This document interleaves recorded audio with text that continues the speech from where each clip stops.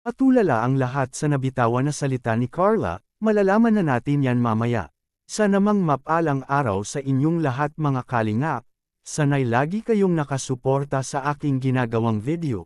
At kung nagustuhan po natin ang ganitong kwento, huwag nating kalimutang mag-like sa nilalaman nito mga kalingap. Paunawa lang po mga kalingap ating tapusin ang kabuuan nito. At siyempre wag po nating kalimutang mag-subscribe kay Bal Santos Matubang at Kalingap Rab. Di na nakapagpigil itong si Carla sa kanyang nadarama para kay Papa Joms mga kalingap. Sabi-sabi na ngayon ng mga viewers na itong dalawa ay magkatuloyan na, dahil sa close at sweet na lagi nating nakikita sa mga episode na ipapalabas kay Kalingap Rab. Botong-boto naman ang karamihan sa kanila sapagkat magkahawig daw ang kanilang hitsura kaya di talaga maiitatanggi na magiging sila sa huli mga kalingap. Ngunit para sa akin ay parang malabo pa itong si Carla na pumasok sa ganyan, ay dahil nakapokus muna siya sa kanyang pag-aaral pati na sa kanyang maliliit na kapatid, pero kung magkatotoo man wala namang problema kay Papa Joms dahil si Papa Joms ay napaka-supporter ito kay Carla at handa itong maghintay sa takdang panahon mga kalingap. Inahanga naman ni Carla ang mga viewers pagdating sa kanyang pag-aaral, dahil nagiging honor student ito sa kanilang paaralan mga kalingap, nagporsigi kasi siya ay para makatapos sa kanyang kurso na pinapangarap para ipagmamalaki siya sa kanyang magulang.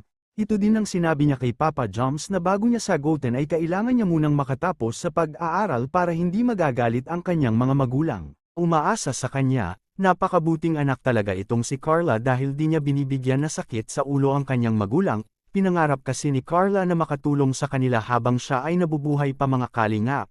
At nang nagbakasyon sila sa Baguio kasama ang buong team Kalimangap, ay bigla agad naaalala ang kanyang mga magulang na mimos niya agad ito, na naiwan sa kanilang bahay. Gusto din kasi ni Carla na maipasyal ang kanyang buong pamilya sa magagandang lugar at tanawin bago man lang siya mag-aasawa. Hindi imposible ang lahat para kay Carla, bakit pag nakatapos na siya sa high school, wala na siyang alahanan sa gasto pag nagkaka-college na ito, dahil mayroon na siyang mga bigating sponsor na handang tumulong at pati na rin si Kalingap Rab na laging umaalalay sa mga financial nito mga kalingap.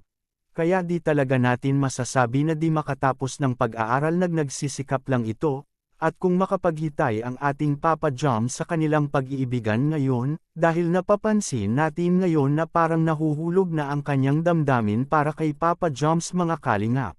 Lalo na sa mga magulang ni Carla na hindi total sa kanilang pag-iibigan, at ito ang patnubay kay Carla sa kanyang nabitawang salita. Tara ating silipin sa maikling video.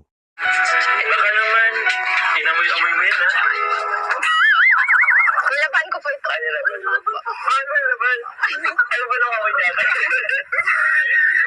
you.